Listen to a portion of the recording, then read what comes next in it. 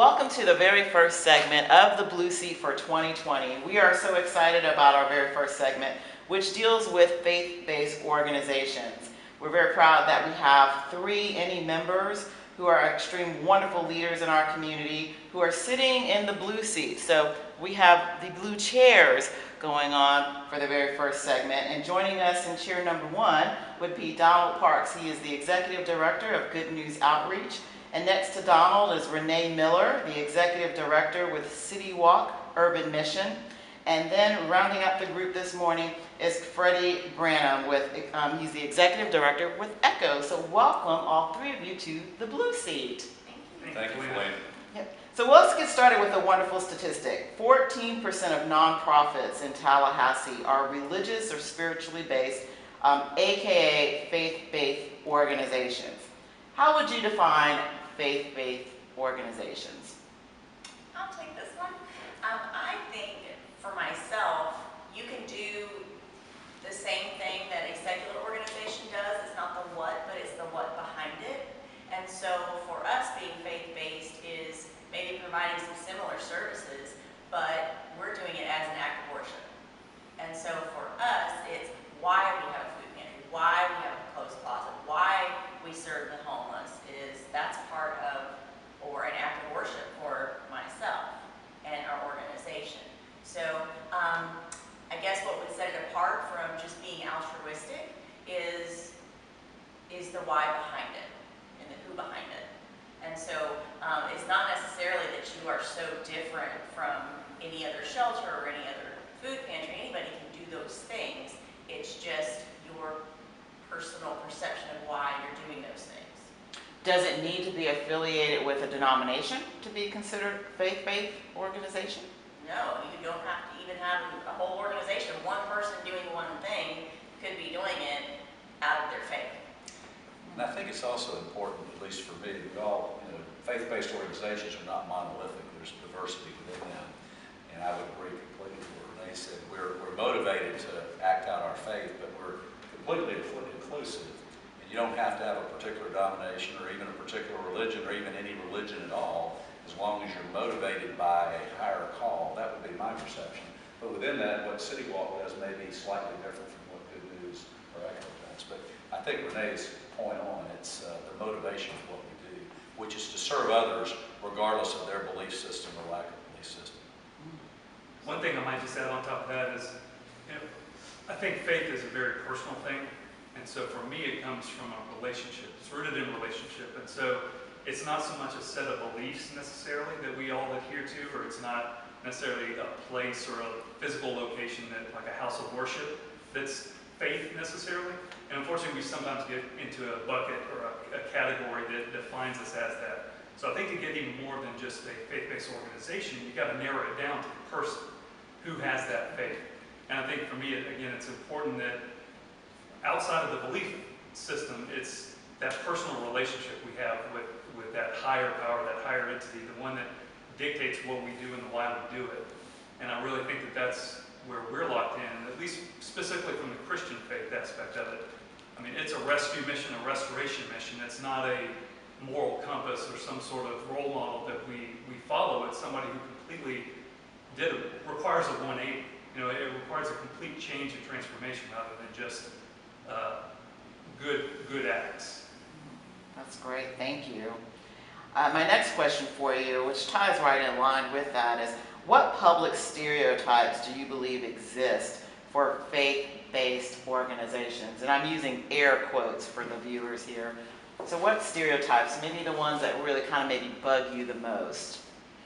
I think that, and I'm relatively new in the nonprofit world, that people have a notion that faith-based means rigid, prescribed, dogmatic, rules, and I don't think really that's what we've got at all. I think, well, a lot of the questions that I get are, do you help other people that are not like you, right? Can somebody come to you for help who's not a Christian? Absolutely.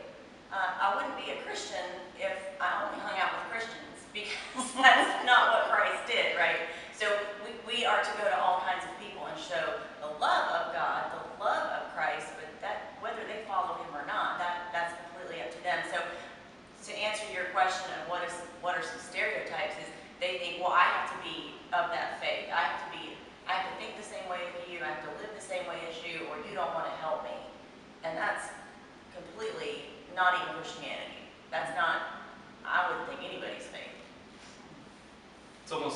you need to be a member. You know, it's like that requirement that, okay, in order to get that particular service, I need to go through this process or this transaction in order to get it, and it's completely not that way. Thank you. There is a perception that nonprofit organizations do not collaborate, and I emphasize perception. Do you believe that that's the case with faith-based organizations as well? One thing I'll say is I think, at least from the church standpoint, oftentimes you hear it saying, whether it's just in Tallahassee local or just in general, they'll say that Sunday is still the most segregated day of the week, oftentimes, because there are a number of churches that have their ministries and their visions and their purpose that are completely different than one down the street or across town that might serve just a different demographic for whatever reason. I mean, I think that often precludes itself to collaboration, but I can honestly attest that as of December 1st, Donald and I are roommates at Good News Outreach and Echo are under one roof, serving similar clients, oftentimes maybe the same families that come through our doors, in a very collaborative and compatible way. And you know, a month into it, we've seen nothing but successful outcomes out of walking alongside of each other rather than trying to go to our respective wings and act independently in our cylinders of excellence, so to speak. I've seen both, so I hate blanket statements, because you just blanket everybody, and it's totally not the truth. We have a whole lot of lies. So the perception that they don't collaborate, yes, it's true, but also no, it's not true. That is very individual. We have a lot of churches who will support us. They'll do fundraisers. They'll come over. They'll volunteer. And then you have, some who are like, it's a competition. Those are your people. These are my people.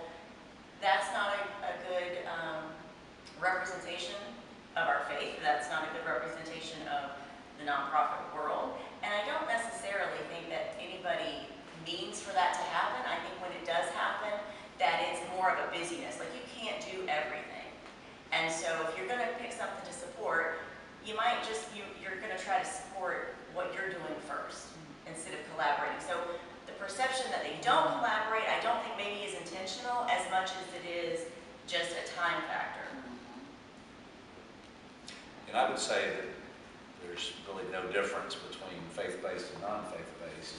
Part of it, and I have 5.5 months of experience, which I'm the junior person in this group, but I think there's also a concern that resources are scarce, and that fuels this insecurity. And I think if we look from an abundance mentality instead of a scarcity mentality, then we can work together. And collaboration doesn't mean conformity or uniformity. ECHO retains their mission, their board, their budget.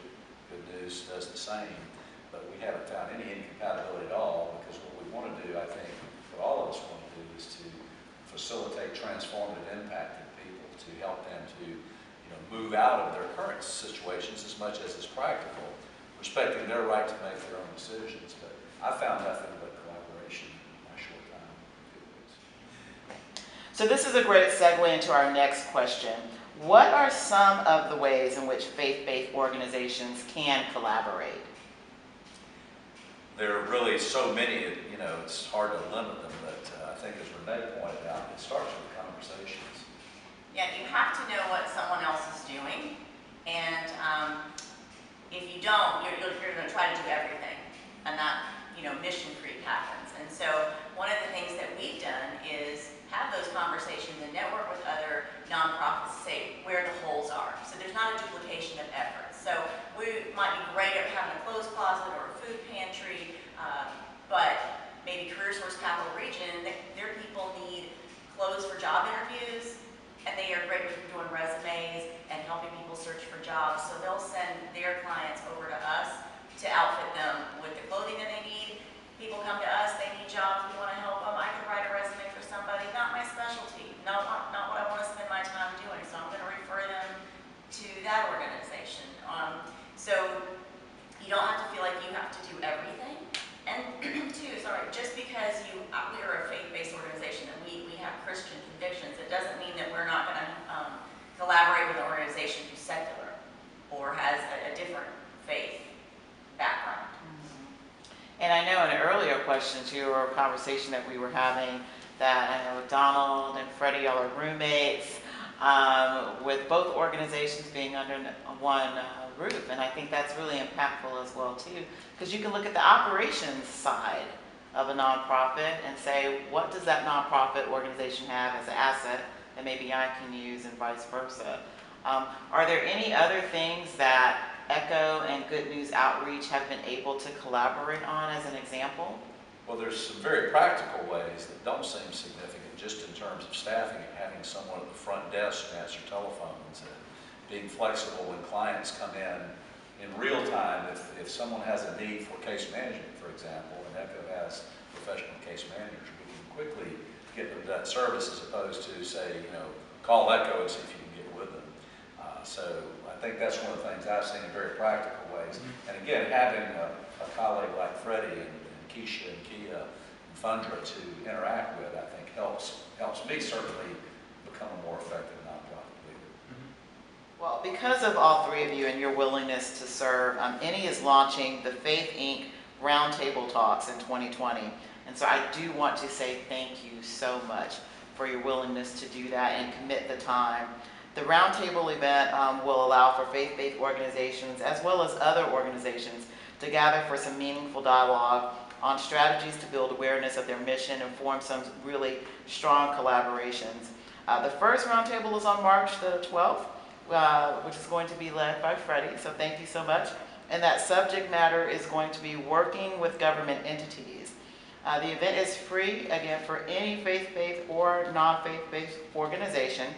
And I really would love to ask each of you to answer this particular question. And what can people who attend the INIE Faith Inc. Roundtable expect to get out of the 1 hour experience? I would say three things that come to my mind are empowerment, inclusion, and resources. You're going to be empowered. I think the participants, including the facilitators, are going to be empowered to clarify what their mission is. They're going to be able to form partnerships with others that will expand our outreach, reduce that sense of isolation that you sometimes feel as CEO or executive director of a small nonprofit. And what was the last thing I said? I forgot. There were three. Resources. Right. I think that we can share ideas very openly in terms of volunteer resources, financial resources, and the like. So our hope is, as we come together, that folks are going to come out here after 4 sessions and really feel like they have something tangible, that their year, their mission, their accomplishments, and their service to folks that we serve is going to be enhanced.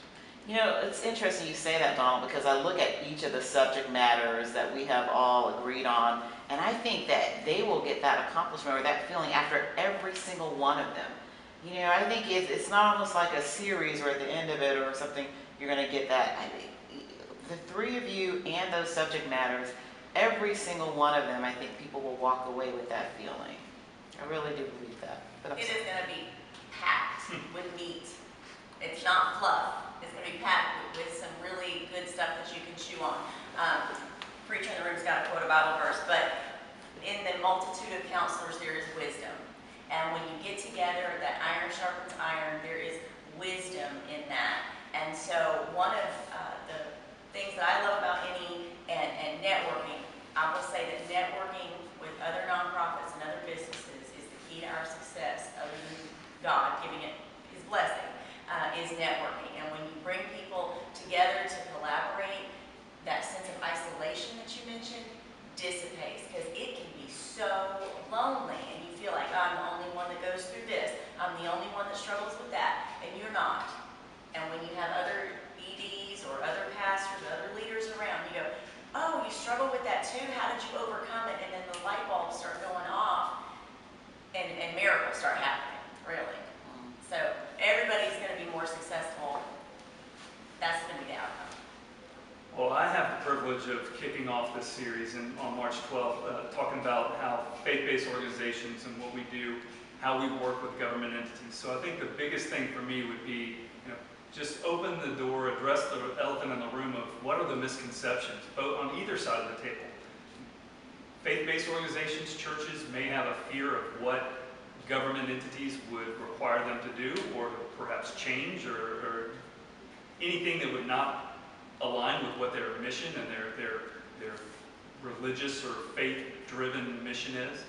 But the government entity, at the same time, token might be wary of offering money to somebody who's going to do something that's out of line, that separation of church and state, kind of, I mean, drawing from whatever barriers there might be. But I think it's addressing that misconception, why you haven't done it before, but also why would it be helpful to align with a government entity, a government funder.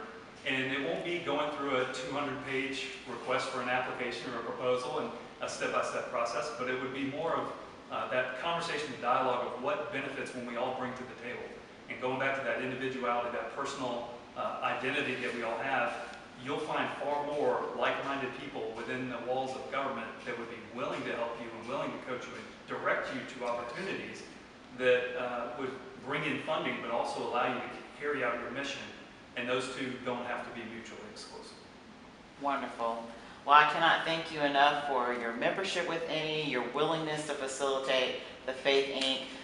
For any of our viewers who are interested in meeting these three dynamos, we ask that you attend those Faith Inc. roundtables, have that discussion with all three of them, and of course reach out to them independently even before that. But we look forward to seeing all three of you and every single one of our viewers and members and the community as a whole, as the event is open to members and non-members. But on March the 12th, we look forward to seeing you at the table.